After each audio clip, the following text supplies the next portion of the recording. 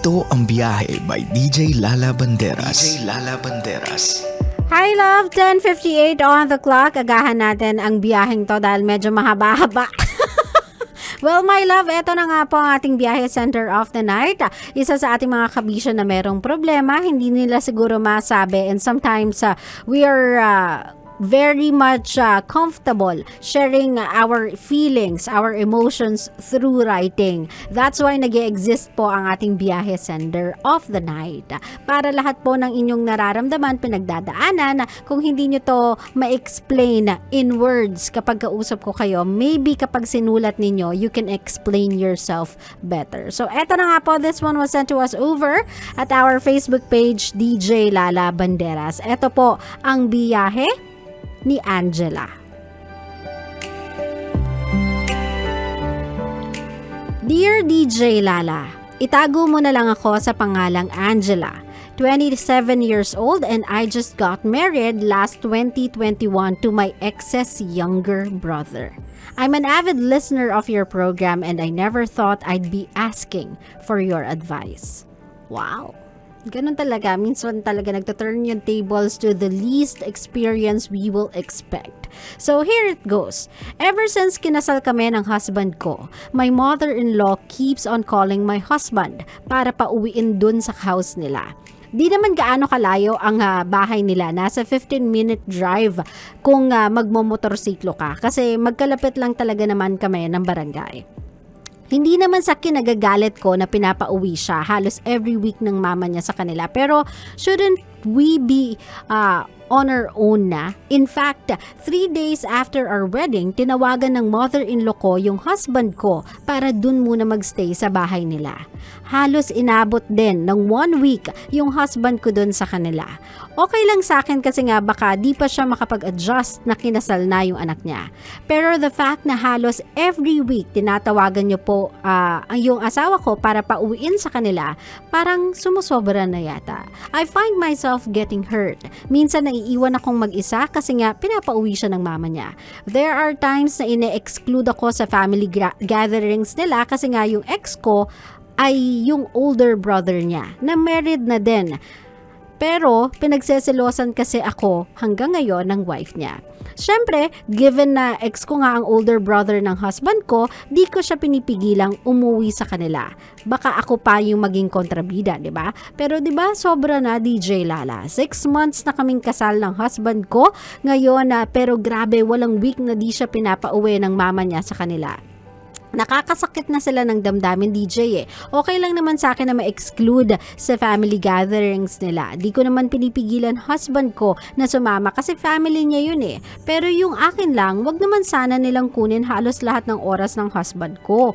To the point na whole day na nga silang nagbabonding, doon pa nila pinapatulog for 3 days or more. Naiirita na talaga ako, DJ. Even my cousins, naiirita na din sa ginagawa ng husband ko. Parang sa ginagawa niyang pag-uwi, parang pinapahiwatig niya na di pa siya ready for a marriage. Yung tipong ayaw pa niyang mahiwalay sa mama niya. Well, mama's boy nga naman siya. Ano kaya maganda kong gawin? Tama ba na masaktan ako? Tama ba tong nararamdaman ko na sakit? Nasasaktan din ako, DJ. It seems na kahit kasal na kami ng husband ko, excluded pa rin ako sa family niya. Pero magkasundo naman kami ng mother-in-law ko at ng sister ng husband ko. Ano po ba ang gagawin ko? Well, Angela, ganito na. I'll go straight to the point. 6 months is not that long compared to 27 years of your husband's life under the roof of her mom. Nasabi mo nga ay siya ay mama's boy. So, that one is something that you should have anticipated. I'm not saying, Angela, na meron kang kasalanan dito, pero sabihin na lang natin, this one is kinda a given nung naging kayo. Itong current situation mo ngayon is kinda a given nung naging kayo ng younger brother ng ex mo. You know that it's going to be awkward kasi early on sa mga buhay ninyong tatlo, sabihin na natin, ikaw ay napakilala ng ex mo or ng kuya niya as girlfriend niya. Now, you have taken yet another one from their family and this time around, naging husband mo na. So, andun na yung certain awkwardness doon eh. Kumbaga, hindi mo na yun maiaalis. That situation of yours will always be awkward. Kahit saan mo siya ilagay, medyo, it's a story that everyone will ask about. Kumbaga, it's a story that everyone will listen to. Kasi it's more like a chika, ganyan. Alam nyo ba, na itong anak kong to, ex niya to, tapos naging asawa niya anak kong to. Kumbaga, it's a story. But, it's only gonna be an issue and it's only gonna be awkward if you'll take it that way. Kailangan kasi matutunan mong tumawa about it eh. You need to laugh about that. Kasi that's no longer an issue or a chismis, that's a fact.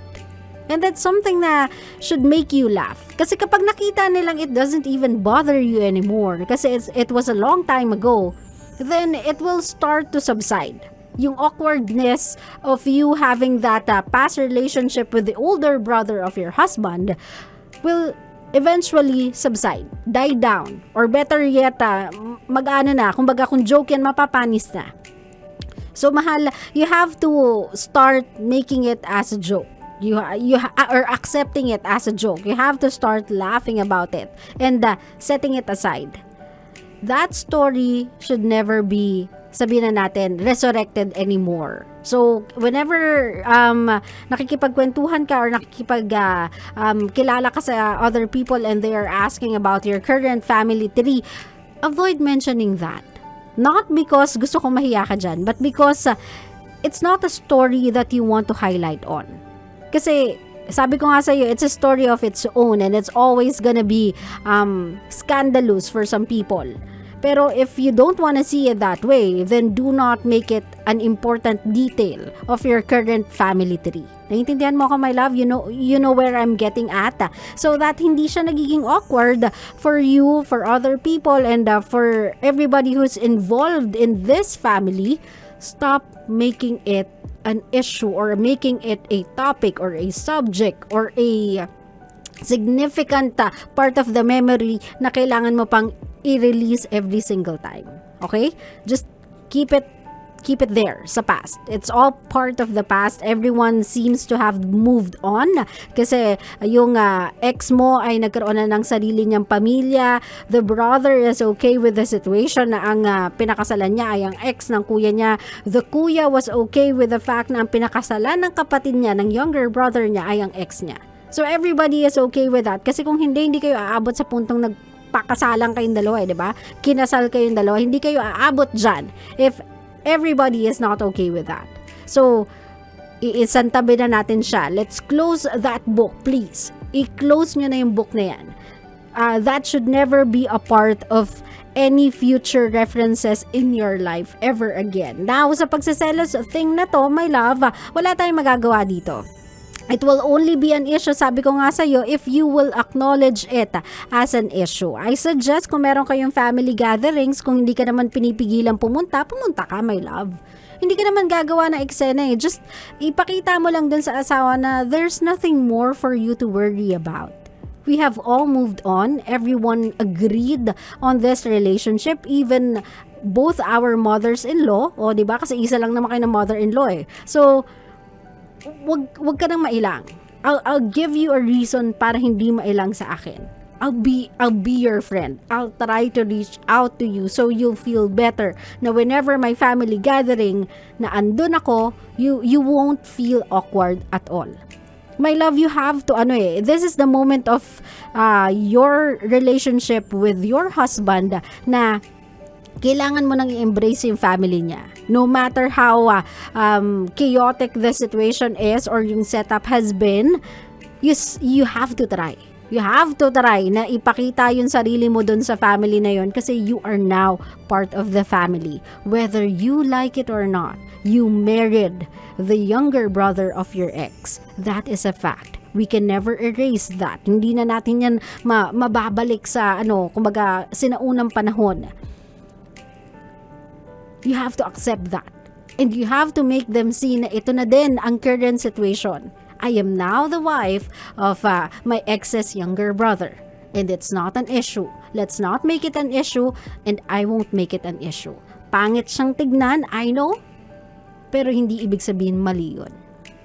Consenting adults na kayo, guys. O, diba? Hindi naman kayo mag-anak to begin with. It's just that nagkaroon kayo ng past nung older brother ng husband mo, and that's about it.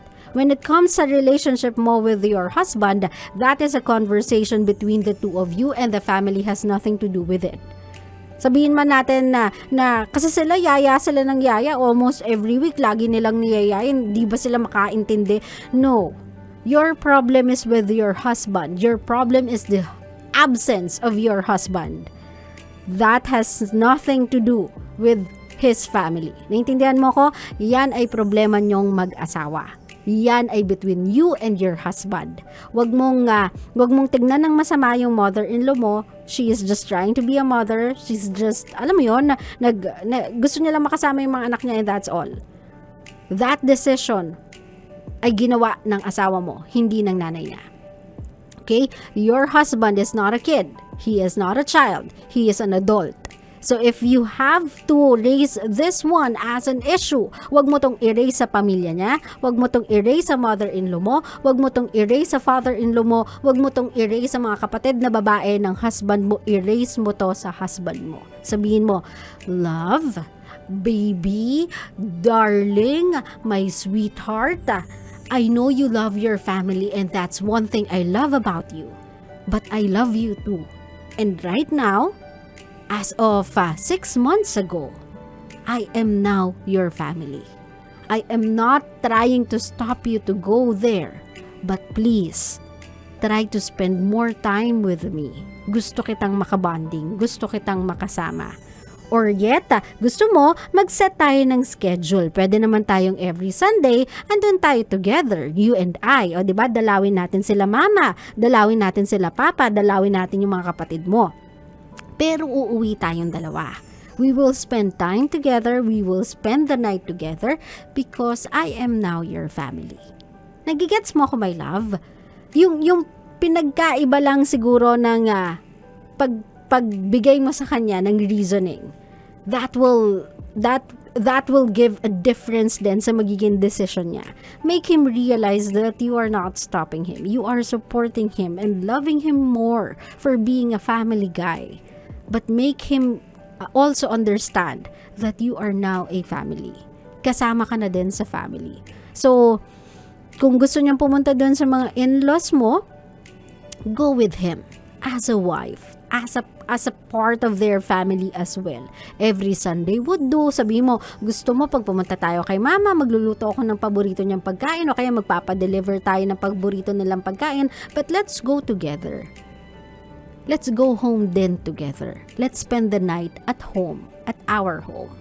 Naintindihan mo ko, my love? By you involving yourself as well kasi dun sa mga activities niya, now he will understand na masaya dito, masaya sa family, masaya kasama sila mama, sila kuya, sila ate, mga sisters ko, but this is even more fun with my wife in it.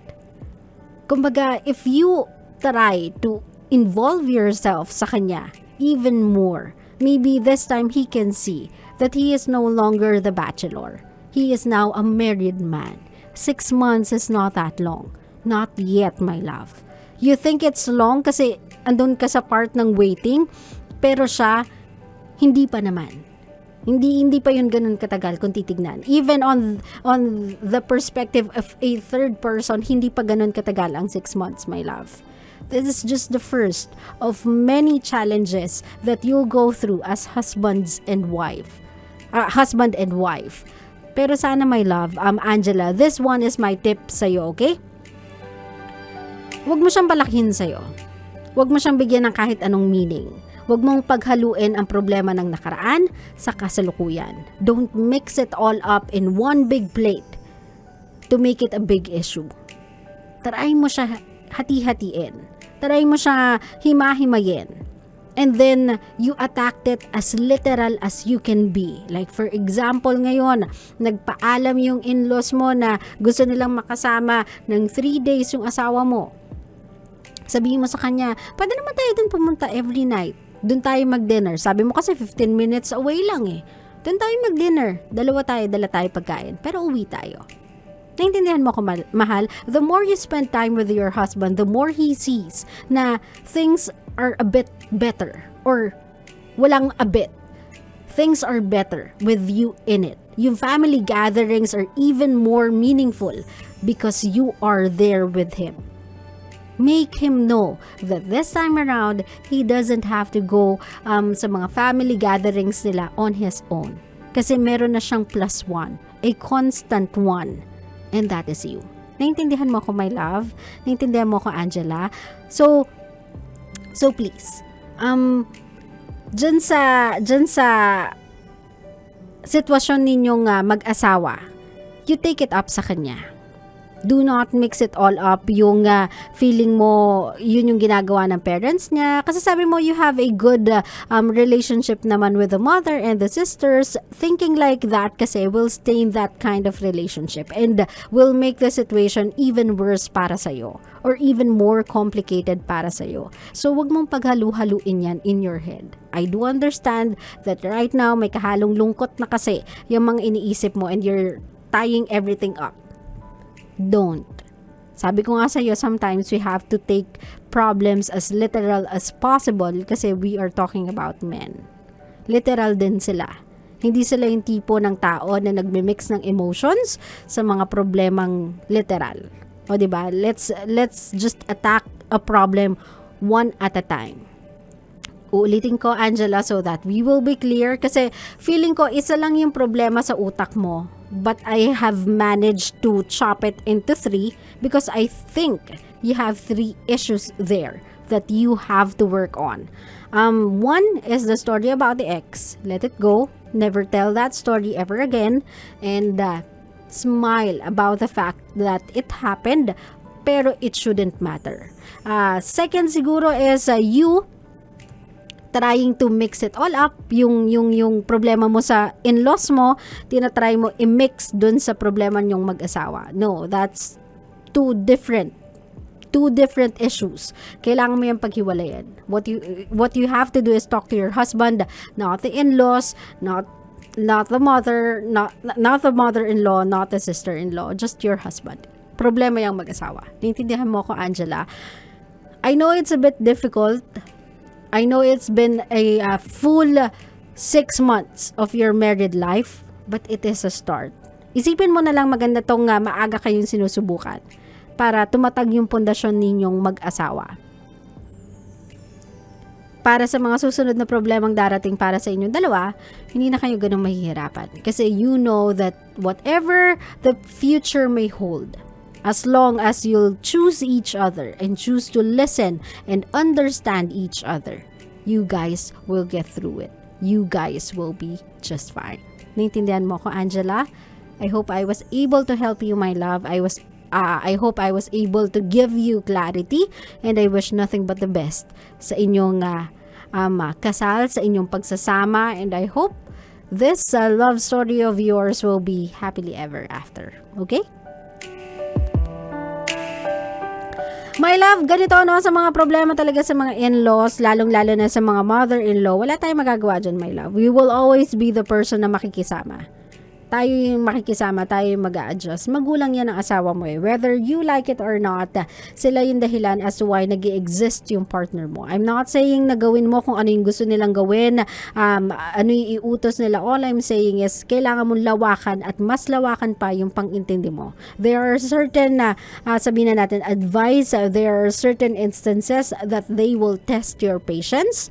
But you have to be patient all through their lives and all through your married life with their son or with their daughter. Kasi that's just how it should be.